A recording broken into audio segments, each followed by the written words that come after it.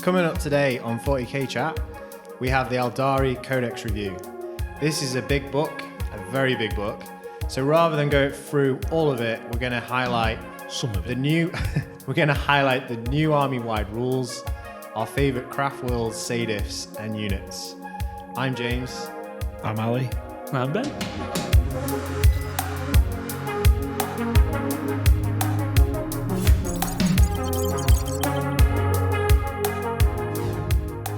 In all, what do you make of the new book? Love it, mate. Well, Clearly you bought it, yeah. which you weren't I supposed only to. bought it because you brought it in. What do you make of it, Ali? I like it. I was going to buy one as well, but then Ben bought one. So I didn't want to all turn up with one. That's fair enough. Does it make you want to play Harlequinns again? Yeah. I was building Harlequinns this morning. Were you actually? What were you building? Just a Troupe. That's why I was asking for the data sheet, so that I could figure out what weapons to give him. Right, so there's a change to battle focus for Craftworlds. So the cool thing about this book is that it's not just Craftworlds anymore, it's Harlequinns as well. And Shinari as well. So it's all in one. Yeah. Which I really like. There's certain rules that allow you to take Craftworlds with Harlequinns. But just starting with Craftworlds, battle focus has changed. It's gone from not just you can advance and shoot with no penalty. Now in the shooting phase, if you haven't advanced, you get the old 7th rule where you roll the d6 and you can move back. Oh, yeah. Really cool. Another new rule they've got is Strands of Fate. Now this looks so good in my opinion. I'm really excited to try this out. So basically at the start of each turn, depending on the battle size, for example, if it's a strike force, so 2k points, you roll 6 dice. Each dice, 1, 2, 3, 4, 5, has a different type of roll. So like 1 is an advance roll, 4 is a hit roll, 5 is a wound roll. Once you've rolled those 6, you can then pick 4 of those dice and use them in that game. Oh, you pick 4 of them? Yeah, you pick 4 of them. You can then use them in the turn in exchange for a dice you're about to roll. So say you've got a unit that's about to try and hit a key unit of your opponent's. You can swap out one of your Strands of Fate dice and it becomes an unmodified 6 roll. Yeah, okay. So for like saving throws, if it's an invulnerable save, really strong. If it's a psychic test, it counts as one of those dice you'd roll as a 6. So most psychic powers you're going to cast then. I just think that looks really strong. And there's loads of cool ways you can make it even stronger in the game. Doesn't like Farseers do something to it? Like Yeah, so Farseers allow you to reroll one of the dice of the 6 that you roll. So say you roll like 3 1s and you're not going to advance anything. You're like, this is a bit annoying. So you can reroll one of those. Okay. There's another relic as well that a Farseer can take where it lets you roll 7 dice and rather than 6, which I think is cool. All right. We then have a similar version of this that the Harlequinns get access to, which is called Laughing God. What does that do? So it's the same thing. You get extra dice, basically, but theirs is you just get re-rolls. So at a 2,000 point game, you get 3 free re-rolls to use each turn. But you can also sort of gamble to get some more. Okay. So you roll as many d6 as you want, I think it is, or it's up to 6 d6. And if you get no duplicate rolls, you get as many extra re-rolls as dice you rolled. Yeah, it's like the rules out. So if you rolled like 3 d6 and they were all different numbers, you'd get 3 extra free re-rolls that turn. Cool. But if you rolled like 3 and you rolled 2 4s, you don't get any extras. You just get the 3 you come with. So like obviously you can roll 1 and just be guaranteed because it won't be the same as anything. I think someone worked it out. I think it's like if you roll 3, sorry, if you roll more than 3, you're more than 50% likely to roll duplicates. So like 3 is like the safest high number to. 3 is the magic number. Yeah. I think 2 or 3 depends on like how likely you think you are to need them. 1 because like 1. A lot of their stuff. In a way, this is like Craftworlds and Harlequinns' version of Doctrines, isn't it? You know. Yeah. Can you? I don't really read it properly. Can you combine Harlequinns with? You can run up a troll of Harlequinns with Craftworlds for no sweet, penalty. okay, Yeah, travelling players. Yeah. Oh, sweet, okay. That's cool then. Secondaries. Harlequinns and Craftworlds Oh yeah. get a separate page each that you can choose. Ynnari don't get any secondaries. I think they can just take the Azurian ones. Yeah, it says if every model has the Asuryani or the Ynnari keyword, you can take those ones. So there's 8. We're not going to go over each one 7. individually. Sorry, there's 7. There's 7. We're not going to go over each one individually. We're just going to pick out the ones we like the look of. Do you want to start with a Harlequins one? Yeah, they're all reasonable. My favourite one is probably a deadly performance. So there's 4 conditions, and if you meet 2 of them in the turn, you get 3 points. So the first one is you take an objective that you didn't control at the start of the turn. Yeah. So I'm thinking for that, turn 1, you just deploy your unit next to it and move them onto it. Done. If you've got a Harlequins unit entirely within your opponent's deployment zone, the units can move up to like 20 plus inches on some of the faster ones, so they can pretty easily get where they need to go. And then having 2 or more enemy units get killed by ranged attacks, or 3 or more get killed by melee attacks. So if you're basically just playing Harlequins how they play, you can pretty easily score. Yeah. 3 points a turn for that. Cool. Any you like, Ben? I've only just started looking at them, so. Okay. But you tell me one. one. You tell me one you like. And Okay. So for Craftworlds, I don't think there's one that stands out as like an auto take. okay. But I do think they're not as bad as some of the podcasts I've listened to have talked about them saying that they're awful. There's 2 that I quite like the look of. The first one is Scry Futures, which is a psychic action where you kind of just scan an objective marker. The issue I have with it is that each objective marker you scan, it gets a little harder to cast it. And there's a really good psychic secondary in the core rulebook called, is it Psychic Interrogation? Yeah, it's something like that. It's Yeah. either psychic or mental interrogation. You basically kind of just scan a enemy character and you get 3 points. And it's easy to do. And I feel like, would you take this over that? I'm not so sure. The problem with psychic actions as well is it means that unit can't cast psychic powers. Yeah. The other one I like the look of, but I feel like I'd need to test it out to see if it's any good. And I feel like if it is, I feel like when you look at it, it doesn't look that good, but it could be good if you get... If you geared the units for Yeah. it. And it's called the Hidden Path. So first off, if you take a Webway Gate, you use this for it. But if you don't take a Webway Gate, you can pick an objective marker that is not within 6 inches of your deployment zone.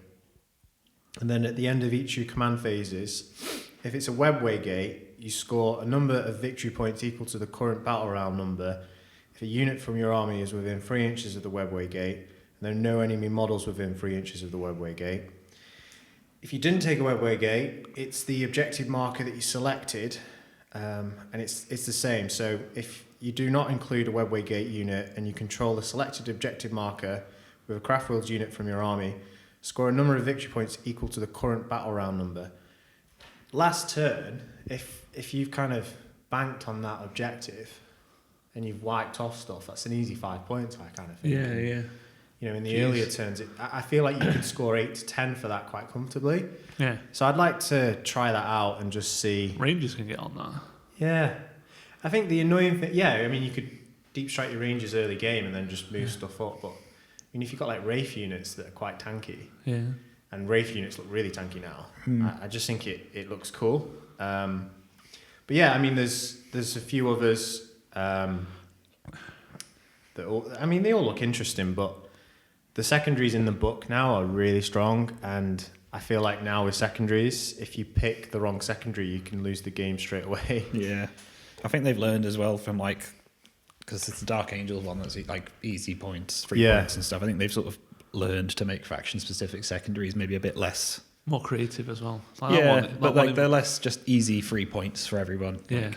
O's a Moment is quite easy to score 5 points easy, and quite obviously easy that to was score 10. A really early one, so I think the more recent books, I really did secondaries are less. like that one with the Webway Gate though. Like it's actually specific to a terrain piece rather than an objective marker. Okay, so moving forward, we're going to spotlight a Craftworlds attribute and a Harlequins one that we really like the look of. So for Craftworlds, we really like the look of Bealtan. Yes. Especially you, Ben, as you've got a small Bealtan force, haven't you? Not many, like, what, 3 units? I've got that, like... Well, I guess I got that painted a Wave Serpent Bealtan, haven't you? I've got that character as well from Blackstone Fortress, but now, like, she's not got her own rules in it, so... Oh, that's a bit annoying. I'll just use her as a ranger leader or something. Okay, so Bealtan, just a quick overview. Bealtan, each time you advance or make a battle-focused move, you treat a roll of 1 to 2 as free instead. Each time a unit with this attribute is selected to shoot or fight, you can reroll 1 hit roll when resolving that unit's attack. The Warlord trait is within 6, you pick a unit. Each time a model in that unit makes an attack, you can reroll the hit roll. I think it's core in it. Yep. But there's like so many things with core. The Relic, the Psychic model, the bearer knows an additional psychic power, and once per psychic phase, you can reroll 1 psychic test taken for the bearer. Really strong. Do you want to read the stratagem? Because you really like the stratagem. You've already thought about loads of combos with this stratagem, haven't you? Well, it's all right because it's just Bladestorm. Right. It's literally just the Bladestorm stratagem, but like it's specific to Aspect Warriors. So pretty much when you use it, however, it's usable in the fight phase as well. So basically, you use it, and the unit when they're attacking, whether it's ranged or shooting, pretty much hit rolls of 6 score an additional hit.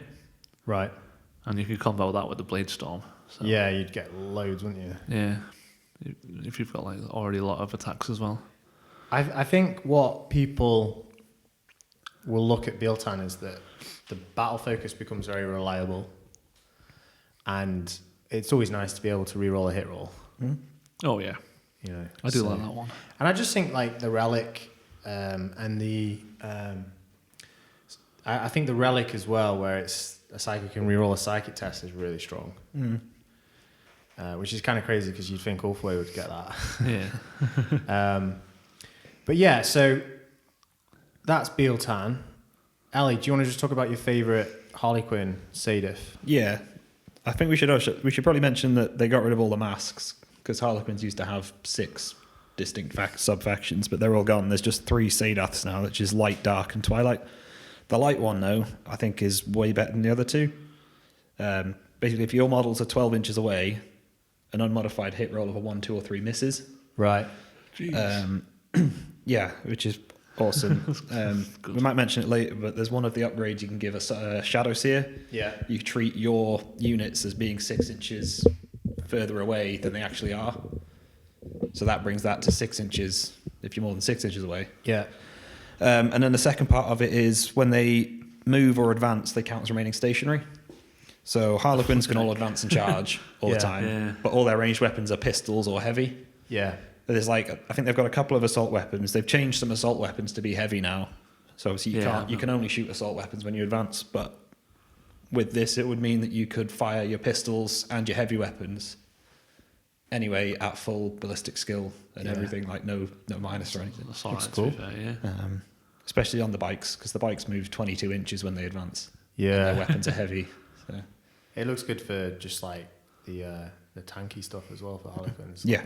Well, yeah, because it helps keep them alive. Like they're toughness 3, so anything you can do to help keep them alive, which transhuman on the hit roll is basically like 1, 2, 3, like 1, 2, and 3 misses is good against Space Marines, and like the -1 hits good against and like orcs Custodies at the and moment like, who hit on 2s. Yeah. So it's good against them and stuff. Okay. So the other Craftworlds, I actually think all 5 of them now look good. In the last edition, they were all a bit mixed, and then people were taking Ulthway because they were good. You would never take Eandon unless you're me in the last edition.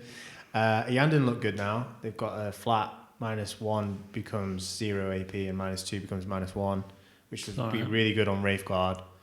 I mean, Wraiths in general have all got a -1 damage now, which is really good. What does that apply to that -1 becomes 0? It's on any unit, basically. You could have Rangers, couldn't you? Yeah, on Guardians, that'd be cool. Unless you take 3 Wraith Knights, it's not going to work on that, because obviously if you just take 1, you can't take an attribute. And they've got a really nice relic for Eandon, where you can... Basically, your Spirit Seer can target, in the command phase, a Wraith Guard or a Wraith Blades unit. The Wraith Blades would get an extra attack. You can put that on your Wraith Guard as well if you want to, but if you're going to give an extra attack to one of those 2 units, you give it your Wraith Guard. But then specifically Wraith Guard, you could give them Battle Focus instead. So I think like the D-Cannon Wraith Guard with Battle Focus, 18-inch range now, D3 plus 3 damage, and then you could move them away quite easily. I think it's really, really, really sweet. Yeah. Ulthway looks strong. They've got loads of little different attributes. They've got 4. Like they ignore mortal wounds on a 5, 6+ invulnerable save. I think Ulthway on paper, when you look at them, you think, oh, this looks like the best one. And I think it does look really strong, but I think it limits you to kind of play in a certain way. In the same way, Yandin, you kind of want to take tankier units, in my opinion. I feel like Ulthway, if you go for Eldrad and Guardians and tanks and stuff, it's going to be really good. Yeah. I think Elatok probably looks the worst now, where it used to be the best because it just gave everything a -1. It's kind of limited to, it's kind of like Raven Guard, where if you're quite far away, you get cover. Okay. Ranges look really good for Elatok though. Yeah, Again, if you want to play in a specific way, Elatok looks great. Yeah, because Elatok, is it? It says they're more than 12 inches away, you're in light cover. I think Rangers have something similar where if they're in dense cover, Yeah. if they're more than some range away. Same hand as well. Looks good with reroll to hit. A lot of people feel because they've lost heavy weapons, you can move heavy weapons and still shoot them normally, that they've got a little worse. But I think being able to fall back and charge is really nice, especially on units like Banshees that can advance and charge. The fact that you can advance and charge and then next turn, if they're still alive, just charge whatever you want. You can or you can fall back and then charge that unit again and get all your buffs like activated again. Well, with really nice. In 9th edition, it's only infantry that take the penalty for moving with heavy weapons now. So their bikes still hit like normal with heavy weapons anyway and stuff. That's cool. What do you make of Samhan? Looking at them, I'm just skimming it here. They do seem, as good as ever. Like, do you like the relic or the stratagem? So their relic gives the character when they charge or heroically intervene +1 strength and damage, and they get an extra AP on their weapon. So I don't know how melee focused you can make your Eldar characters, but yeah, it's all right though. It's pretty good if you can get anything up to sort of damage 3 or something. Yeah. And then they can advance and charge their bikes for a stratagem. That's cool. It's good as well. Yeah. Or you just play Harlequins because their bikes can do that. That would be really good on Shining Spears, wouldn't it? Yeah. Oh, Just says select 1 Simhan biker unit. So yeah. Shining that Spears. Stratagem sounds cool. Characters on bikes. Yeah. What about the other 2 Saedeths for Harlequins? What are they like? So the Twilight's probably the second best one, I think. And they've also put my favourite relic from the old rules into like the Twilight specific one, which makes sense because it's called the Twilight Fang. So, yeah. But the Twilight one, you get +1 attack when you charge, so you get shock assault basically. Right. Okay. Which is good because troops have 4 attacks base anyway, so 5 attacks on each of them's pretty crazy. And then they just get extra move when they consolidate. But then the relic it's a power sword where you make a number of additional attacks for what battle round it is. So in battle round 5, they get to make 5 extra attacks. Right. That's cool. Right. Yeah, so you can make your troop master or something have, I think it's 11 attacks. I remember them being lethal in 8 for troop masters. Yeah. So no, I think they're all pretty good. Like there's only 3 of them, so it's not like they've made any of them bad. Like they all just do different things, Sounds good. Good. Okay. So I think that the great thing with this book as well is there's so many stratagems. Yeah. Is it 4 pages? Like 4 double-page spreads or something? And if you want to play Ynnari, Craftworlds or Harlequins, you've got access to relics. Mm-hmm. I will say I don't think there's any kind of standout Warlord trait that makes me go, wow, that is so... like some codexes now, like the Warlord traits are insane. Things that make you go, I think like they're just all kind of nice. And I imagine in a year's time, they will be a bit naff, but for now they're okay. Let's have a look. I think the relics look nice, especially for Craftworlds. There's like guns you can take now that are mortal wounds, basically.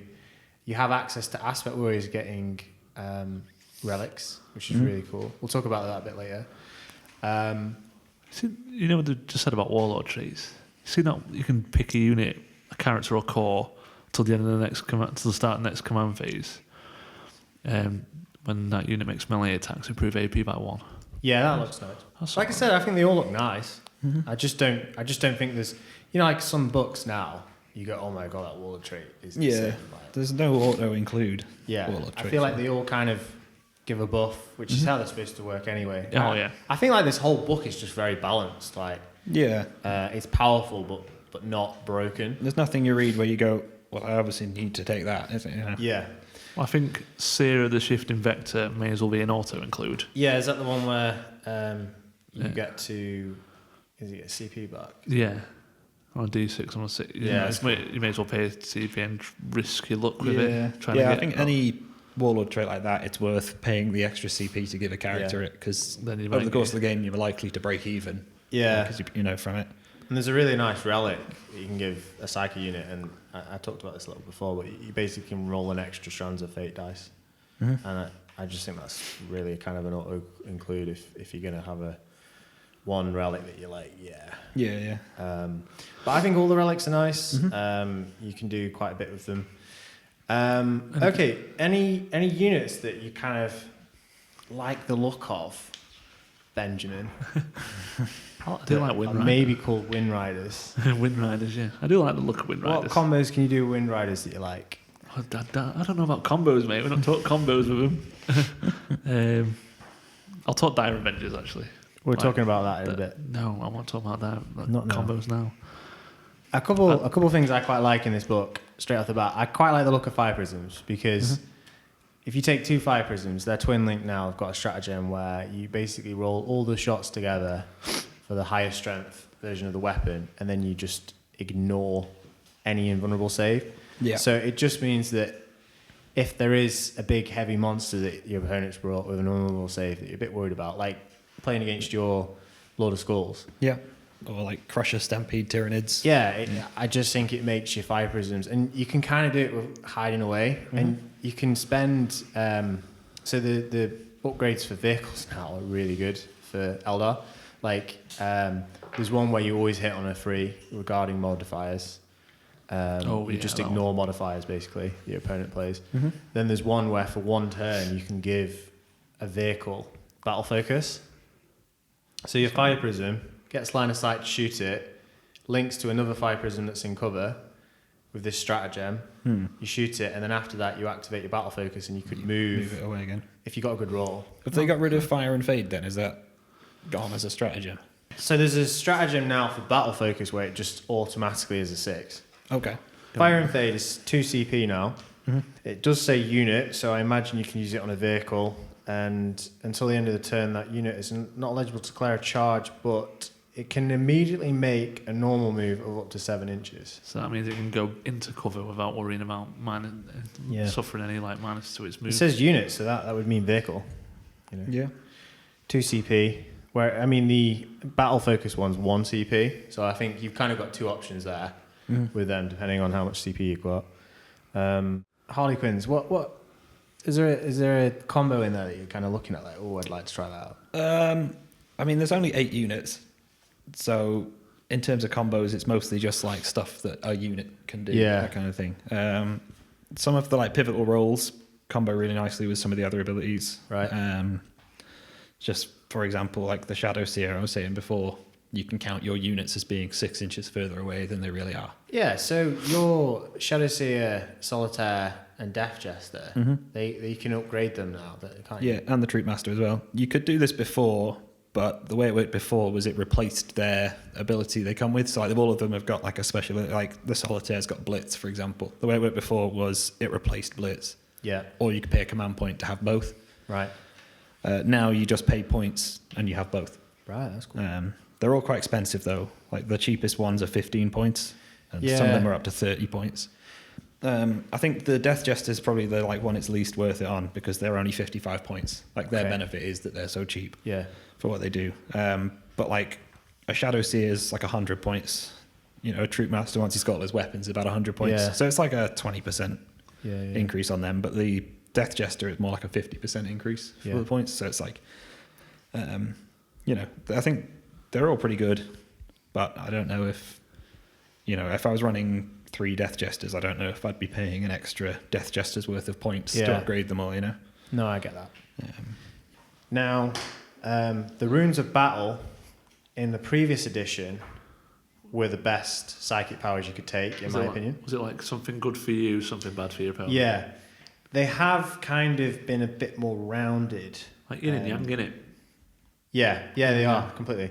Have been a bit more rounded in this edition. For example, everyone used to just spam Jinx because Jinx would nerf an opponent's save by 1, and that included invulnerable, whereas now it's just their armor save. Okay. So someone like Ian, with his Stone Shield, it's all right now. You're safe. But the Runes of Battle, like, the other ones were okay, but not great. Whereas now they're all really cool. That's good then. Yeah, like, and if you do want to cast both, I mean, Embolden and Horrify. So Embolden, you select a unit until the start of your next psychic phase. You add 2 to the leadership. At the start of the fight phase, if that unit is within engagement range of any unit it can fight first that phase.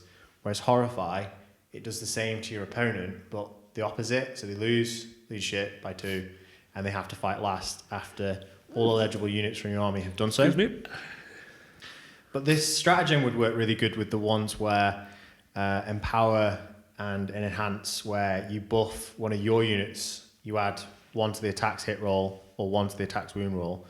And then on your opponent's model, you subtract 1 from their hit roll or subtract 1 from their wound roll in melee. So, I mean, in general, the psychic powers look cool. What have you made of the Harlequin ones? They've changed a few of them. So Twilight Pathways now, you can't charge when you do it. That was basically warp time before. It was just a free move, in the psychic phase. One of the cool changes with that, though, is that you can fall back. Right. Which it's not like a huge deal, but like, say you got your unit out of a Webway Gate and it had to go into combat, and you didn't actually want it in the combat, you could use that to get back out of the combat again. Okay. And then they've got Veil of Tears, which I think is probably their best psychic power now. Select an enemy unit within 18 inches. Until the start of your next psychic phase, models in that unit can't target your stuff if you're more than 18 inches away. What the hell? And obviously it's a Shadow Seer casting this. So if you took that upgrade to make your units count as 6 inches further away, that suddenly turns into they can't shoot them if you're more than 12 away. What the hell? So like if your opponent's got like a big scary shooting unit, I don't know, that's just parked there ready to blow your stuff up, that's broadsides, like say your opponent's got like a unit of broadsides sitting waiting to blow you up, the broadsides can't shoot you. All the stealth suits.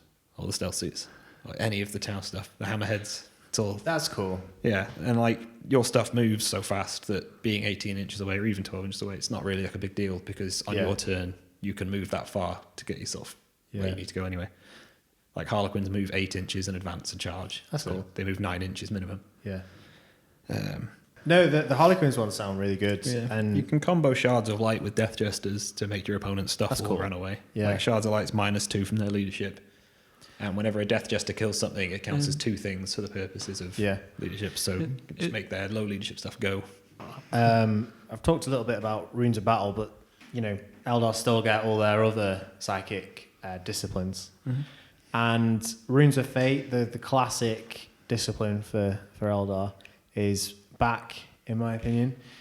I would actually say that in the same way in the 8th edition codex, when the 8th edition codex came out for Eldar, Runes of Fate really suited 8th edition, and obviously as the editions changed, their psychic powers got really bad. The rewrite is very much how would these psychic powers work in 9th, which I really like. What I also like is that the Avatar Arcane is got character keyword, so a lot of these Runes of Fate powers would work on the Avatar Arcane. Okay. For example, you've still got Fortune, which gives a core unit. It's all listed as core now rather than unit, which was in 8th. But a core unit or a character unit within 18 gains Ignore Wound on a 5. So on an Avatar Arcane that already halves damage and has a 4+ vulnerable, it makes it really tanky. Yeah, defo.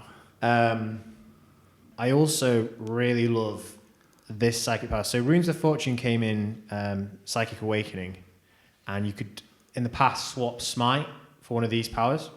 Now, you can't do that anymore, but basically a Farseer can take either powers from Runes of Fate or Runes of Fortune.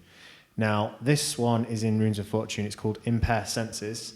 Has a warp charge value of 6. If manifested, select one enemy unit within 18 and visible to the Psyker.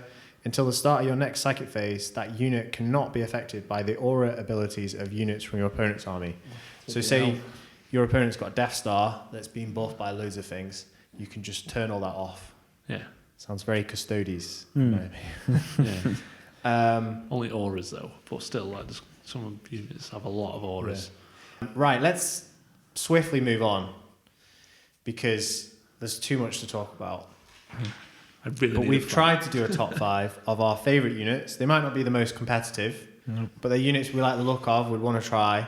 They might not even necessarily be better than each other. Yeah. Because it was pretty hard to order them. Yeah, that's true. Yeah, the top pick is quite controversial. So, number 5, we have the Webway Gate. This is something Ali really does like the look of, which, for me, I agree, it's very cheap at 80 points. Mm-hmm. It's annoying you can only take 1, but I think if you could take 3, it'd be a bit broken. It basically allows you to put a piece of terrain in the middle of the board and just let guys come out of it for fun. Yeah, into combats. Yeah. As close as you want. What are your favourite things with it? Well, I think the big drawback with taking pieces of terrain is that they don't often fit, but the Webway Gate's quite sort of slender, like because its side profile's not very wide. Like each piece of it is pretty small. So I think you could probably quite easily fit one on most tables in a useful position. Right. And, you know, you can put one, say, if there's like a central objective marker and there's enough room to fit it in, you could basically just drop it on the objective marker and say, at some point in the game, our Wraith Knight will be on this objective marker. Yeah. And there's nothing you can do to stop it being, you know. That's true. No? Okay, number 4, we've got the Falcon. Oh, yeah, this is my choice. Yeah. Do you want to talk about this a bit, Ben? I just liked it. Really liking the look of this. Well, I wanted to pick something that wasn't the Fire Prison because the Fire Prison looks pretty good. It does. I mean, I actually really like the look of Wave Serpents now because they get a 5+ vulnerable save. They get, you can't at range, you can't wound them on a 1-3. Yeah. But I agree with you that the Falcon looks like the strongest tank in the Codex, which is quite interesting because the Night Spinners now look really good, but the Falcon has a really cool ability. Like it gets Cloud Strike, so pretty much it means that you can do. I wrote it here. You can do Sudden Assault on the first turn. So basically, you can just Deep Strike it on the first turn.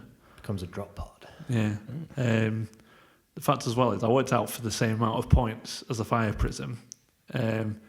You give it like you can have a Bright Lance and a Pulse Laser on it, and it basically gets 3 shot. It basically has 3 heavy shots, but similar stats. Yeah.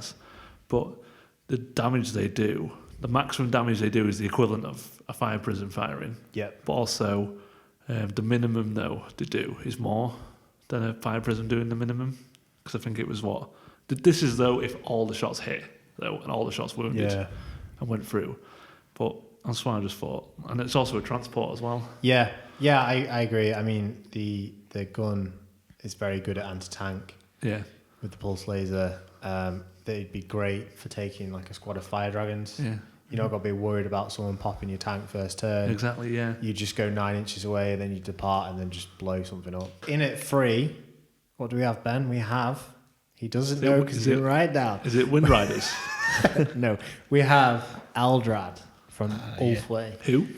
Who? Now, he could be even higher for me, but obviously he's a unique character that's limited to Ulthran. Oh, Wind Riders, mate.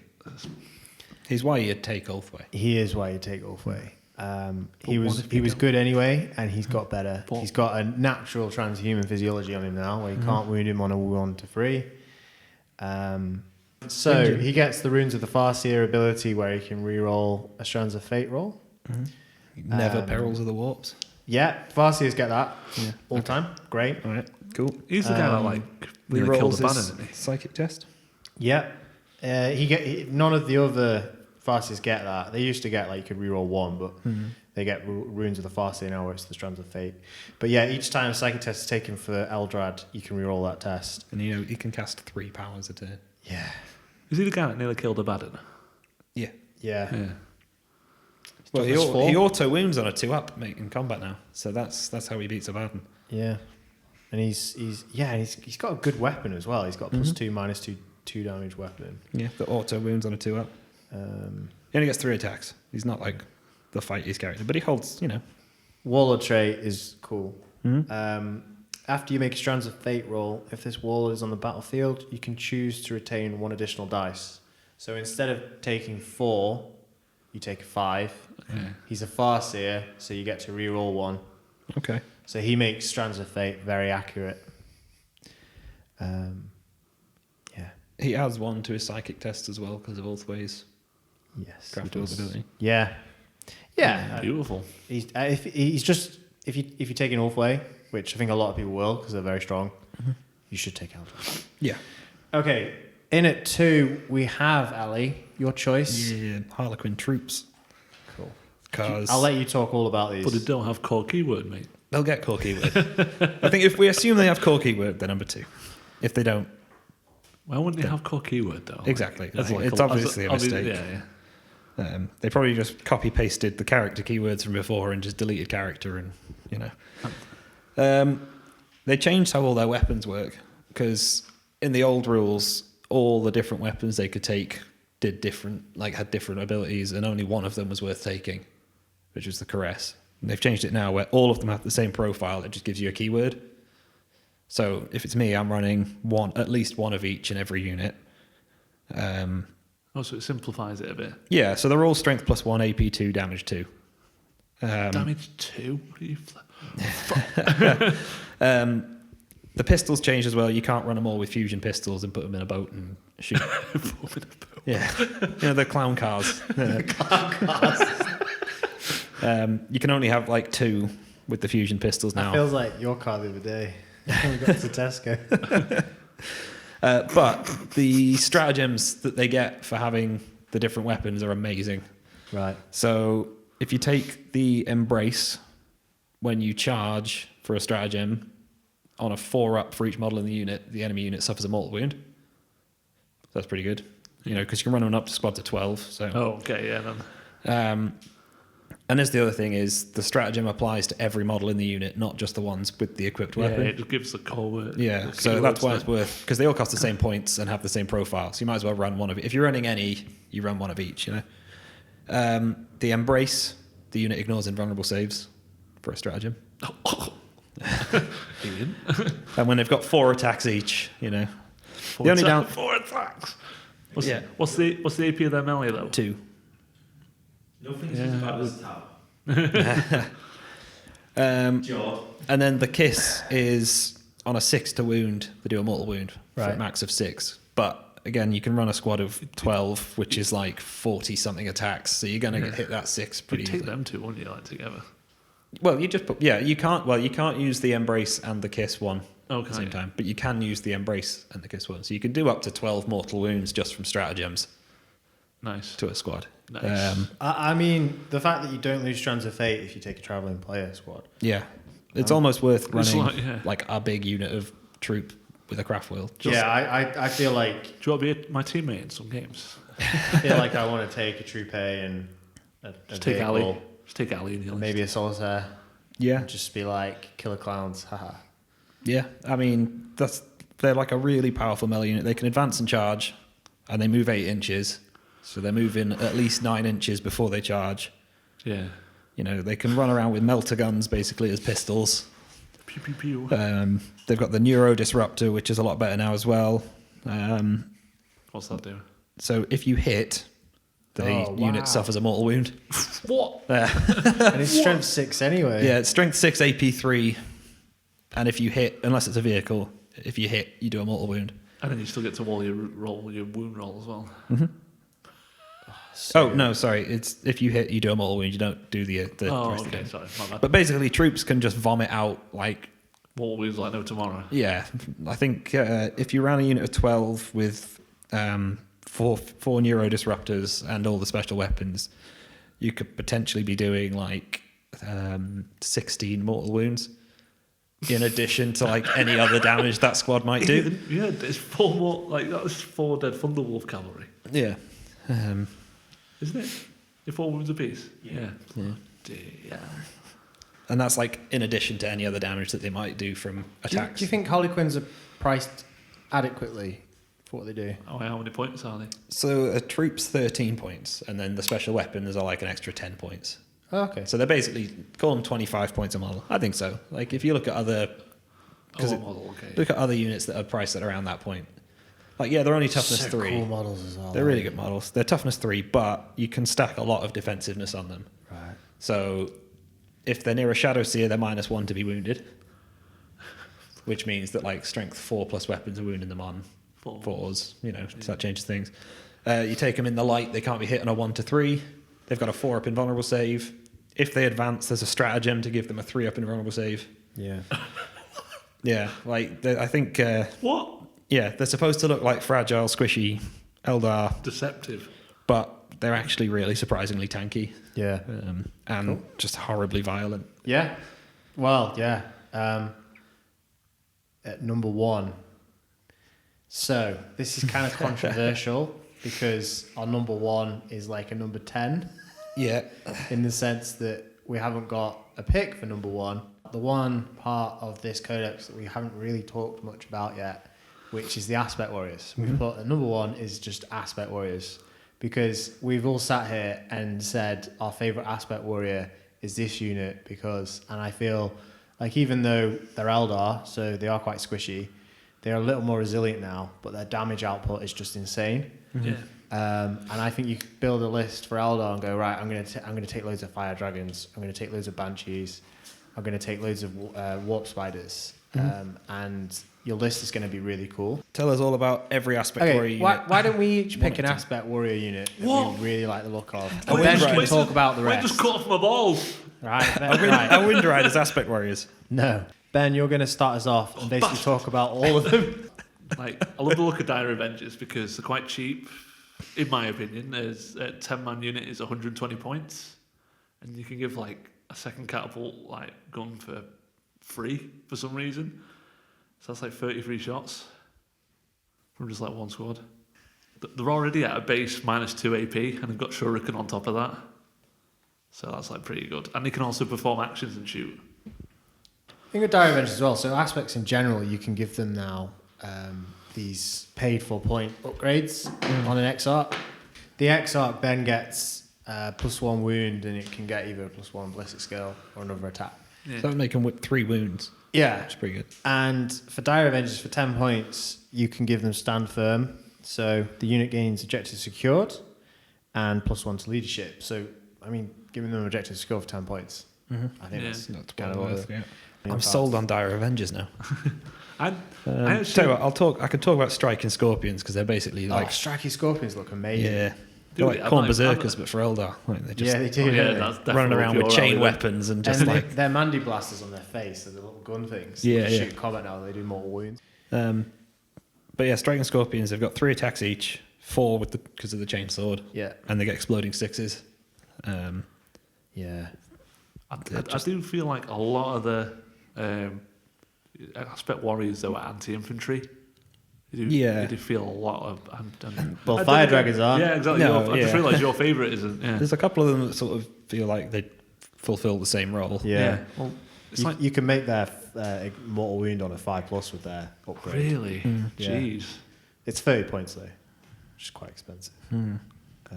They look good striking scorpions. Yeah, do you want me to talk about Fire Dragons? You could talk about Fire Dragons. Do you want to talk any more about striking scorpions? No. Like they're just a good melee unit.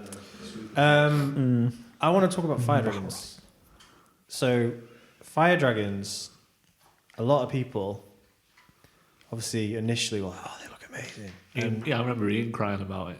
It was like, they're better than my Eradicators. I can't. They are, to be honest. They're like better than my Eradicators. What am I going to do? So, just Fire Dragons. So, Fire Dragons are not broken. Yeah, they are quite expensive for what they do. Yeah. They're not an auto take, I don't think, in the list. I can't wait for 3 weeks' time when everyone's running as many fire dragons Yeah. as you can take and winning everything. But I would quickly put them in my list. I'll tell you why. So most Space Marine armies now, I've played a few quite recently, and it's quite normal now to take 2 squads or just a 6-man squad of Eradicators. Now, you don't take Eradicators because they win you the game and they just destroy everything. They're one of the best units in the Space Marine army for dealing with problems.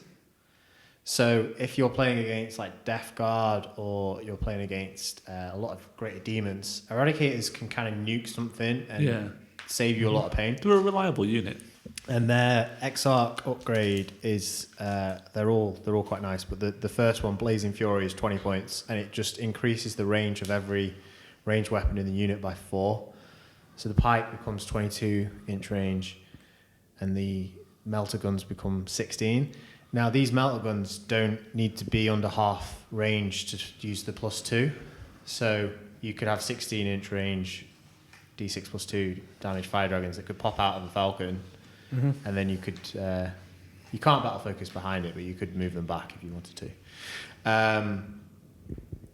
And yeah, I mean, they reroll when wounding vehicles. They're toughness 4. I just think they look really good, and it's a shame they didn't get a kit, to be honest. Yeah. Yeah, I think Aspect Warriors now, they're still very squishy. They're quite well costed for that, I think, because they're quite high in points and they are going to die, but they're going to kill stuff with them. Mm-hmm. What Eldar are always known as being a glass hammer, and for a long time they've just felt like glass. So the fact that they can kill stuff quite easily now, I think it's going to make them fun to play with. Closing thoughts on this mammoth of a book. I'm finally going to get Harlequinns. Oh, I'm going to do it. He's doing it. He's getting the Harleys. Do you know what? Like, in my brain a minute ago, I was like, I could take a little patrol of Harlequinns, like 500 plus. Just take Ali. Yeah. Just take Ali as your bonus detachment. We can cut this out. But I'm reading through all those the Aspect Warriors, and I'm like, you could just bring the free patrol you can bring, because the Harlequin troops and stuff do all these things. Ooh. They advance and charge like Howling Banshees. Yeah. They don't have like the range. Are you basically saying it should have been number 1? Well, I'm just a bit like this warp spider ability to like move when they get charged. There's one of the upgrades. Basically, you could turn your Troupe into any Aspect Warrior. Kinda, yeah. That's cool. Can they do what fire dragons do though? Well, sort of. They got fusion pit. Like not as long of a range. Like there's only 6 inches, but they've got melter guns. I do what you can do, but better. Yeah. One thing I've liked about 9th edition is that every codex that's come out has kind of given you the ability to play your deck in a certain way. Like for Orcs, you could go full Beast Snagger and it'd be cool. It'd be good. Yeah. You go full Mech, it'd be good. You could go full Goth Orc Boys and it'd be good. I feel like with Eldar now, for a long time, you had to play Shining Spheres to be competitive before they got their points increases. Do they still have that 2-up invulnerable save? That they I think so. Their Exarch used to get like a 2-up invulnerable save. Yeah. There's a bike. I can't remember what it does. There's a relic bike that gives you objectives secured and really fast range. But like for me, I love Wraiths and I love Eandon, and I think I'm really excited to use them. I think they're going to be good. I think the Avatar Arcane looks good, and I think Aspect Warriors or Webway Guardians. It's a lot of choice there. So I'm really looking forward to seeing what kind of lists dominate the meta for Eldar, because no one takes them now, and I think this will change that. I think it's a really strong, solid book that's not going to get many nerfs in the future like I expect Custodies will. Yeah. Well, they were another army that's kind of like Custodies, where some of their best units were their Forge World stuff. Like they've got those Hornets, that's it, stuff like that. And like if you wanted to run competitive Eldar, you were running stuff like that. And I think now you can run a pretty competitive Eldar book list just out of the Codex. I don't think you need any of the Forge World. Awesome. Which is always nice. Ben? Yes. Wind Riders. Stealth suits. Wind Riders for 20 points. 20 Well, points piece. That's the only thing that would make this book better. Stealth suits. Was if they put Tau stealth suits in the book. Good. Great. Well, thank you for talking forever about this book with me. I didn't even read it, so sorry. You clearly didn't. Just Wind Rider. So I look forward to seeing your Harlequins, Ellie. Yep. I'm going to finish building them when I get home. Yeah. And do you want to hear what I'm planning for Yandin? Go on. Because we've not talked about any of these models, even though I'm taking them. Are you going to use them in your next tournament? He doesn't. Depends on what I get painted. You can do it. Yeah, we'll see. It is May. We're doing Goonhammer in May. Mm-hmm. You guys are doing another Stonehammer. Yep, and I've got the Manchester GT in like 3 weeks. Wow. 2 weeks. I think we should podcast that. Yeah, that'd be good. Talk about it. But yeah, no, Yandin, I'm going to take a lot of Wraith Blades and Guard and Wave Serpents and Spirit Seer. I quite like the look of Warlocks with a Farseer. Try that. I think Guardians look decent now as well. Mm-hmm. So, but yeah. Well, Guardians always struggled before as well because they were in the same slot as Dire Avengers. And not only that, the guns were like 12-inch range. Yeah. So the fact that they've gone up to 18 now and they've got battle focus again. Mm-hmm. Well, anyway, thank you for listening, and I'll chat to you guys soon. Yep. Bye. I know.